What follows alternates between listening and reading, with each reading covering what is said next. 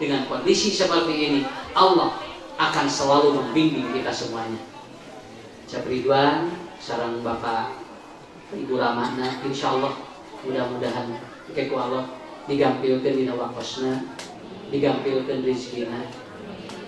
Pesan we di Ustaz mah sakedik nu tadi pan sakali deui punya ya. Ngatkeun we canakeun biji we kabung. Bisi nu tadi parohodi. Nu 5 banyak parohodinya. Bisi hailap di nu 5 atau we kieu. Sarusan sesuatu yang kecil. Ini catat. Ya.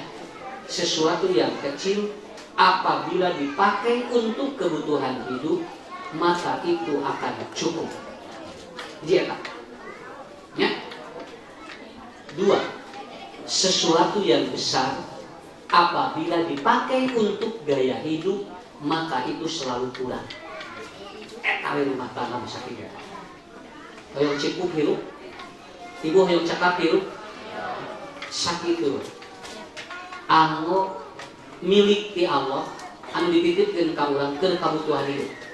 Tapi lamun ibu bapak nganggo milik anu dititipkeun ku Allah keur gaya hidup urang moal cukup mesti loba oge. Tah sakitu we Ustaz. Da kedah panjang-panjang teuing da eta intina mah insyaallah ya Bu.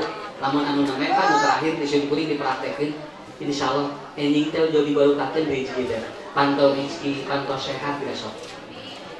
Itulah camkan dalam kehidupan kita.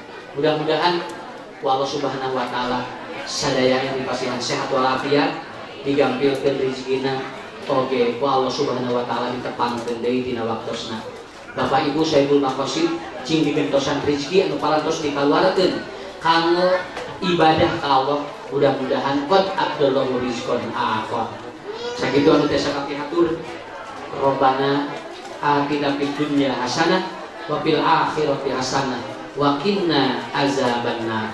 Aqulu qauli hada wa astaghfirullah li wa lakum. Wassalamualaikum warahmatullahi wabarakatuh.